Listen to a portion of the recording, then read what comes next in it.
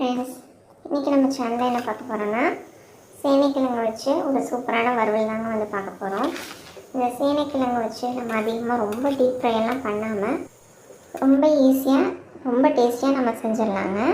அதுக்கு ஃபஸ்ட்டு வந்துட்டு நான் 1/4 கிலோ அளவுக்கு சேனைக்கிழங்கு எடுத்துருக்கேங்க. நல்லா தோலெல்லாம் சீவிட்டு இந்த மாதிரி க்யூபாக நம்ம கட் பண்ணிவிட்டு புளி தண்ணியில் ஒரு 10 நிமிஷம் நான் வந்துட்டு ஊற வச்சு எடுத்துருக்கேங்க. இப்போ ஒரு குக்கரில் வந்துட்டு 1 லிட்டர் அளவுக்கு தண்ணி சேர்த்துட்டு அதுக்கு தேவையான அளவுக்கு உப்பும் 1/4 டீஸ்பூன் அளவுக்கு மஞ்சள் தூளும் சேர்த்துக்கலாங்க. இப்போ நான் 2-3 தடவை கழுவி வச்சுருக்கேன் சேனைக்கிழங்கும் சேர்த்து ஒரே ஒரு விசில் விட்டு எடுத்துக்கலாங்க. கரெக்டாக ஒரு விசில் மட்டும் விட்டு எடுத்தோன்னு சொன்னோம்னா காய் குழையாதுங்க, அதே சமயம் நல்லா வந்துடுங்க. இப்போ வந்துட்டு நம்ம ஒரு மசாலா பேஸ்ட் ஒன்று அரைச்சி எடுத்துக்கலாங்க. அதுக்கு ஃபஸ்ட்டு வந்துட்டு 4 பீஸ் அளவுக்கு தேங்காய்ங்க, 4 முந்திரி பருப்பு, 1/4 டீஸ்பூன் அளவுக்கு சோம்புங்க, 1/2 டீஸ்பூன் அளவுக்கு மிளகு எடுத்துக்கலாங்க, முழு மிளகு. இப்போ இது எல்லாத்தையும் ஒன்றும் பாதியமாக குறைன்னு நம்ம அரைச்சி எடுத்துக்கலாங்க. இந்த மாதிரி அரைச்சி எடுத்துக்கலாங்க. இப்போ நம்ம வந்துட்டு சேனைக்கிழங்கு வறுவல் செய்ய ஆரம்பிச்சிடலாங்க. ஒரு கடாயில் 3 டீஸ்பூன் அளவுக்கு நம்ம எண்ணெய் சேர்த்துக்கலாங்க. நான் தேங்காய் தானே சேர்த்துருக்கேன். இப்போ வந்துட்டு சின்ன வெங்காயம் ஒரு 10 சின்ன வெங்காயமும் ஒரே ஒரு பல்லாரி வெங்காயமும் குட்டி குட்டியாக நான் கட் பண்ணி சேர்த்துருக்கேங்க. வெறும் பல்லாரி வெங்காயமே சேர்த்தாலும் பரவாயில்லைங்க, நல்லா தான் இருக்கும். இப்போ இந்த அளவுக்கு நல்லா பொன்னிறமாக நம்ம வதக்கி எடுத்துக்கலாங்க. இது கூட 1/2 டீஸ்பூன் அளவுக்கு இஞ்சி பூண்டு பேஸ்ட்டு சேர்த்துக்கலாங்க. சேர்த்துட்டு நல்லா பச்சை வாசனை போகிற அளவுக்கு வதக்கி விட்டுடலாங்க. இப்போ இது கூட வந்துட்டு சின்னதாக ஒரே ஒரு தக்காளி வந்து குட்டி குட்டியாக கட் பண்ணி சேர்த்துக்கலாங்க.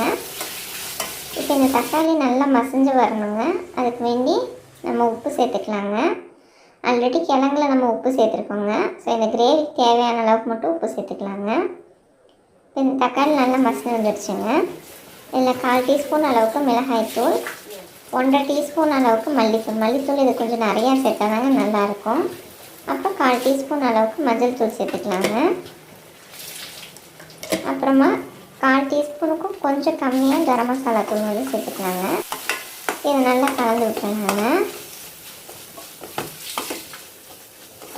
இப்போ வந்துட்டு இதில் நம்ம வேக வச்சு வச்சுருக்க சேனைக்கிழங்கு வந்துட்டு சேர்த்துக்கலாங்க.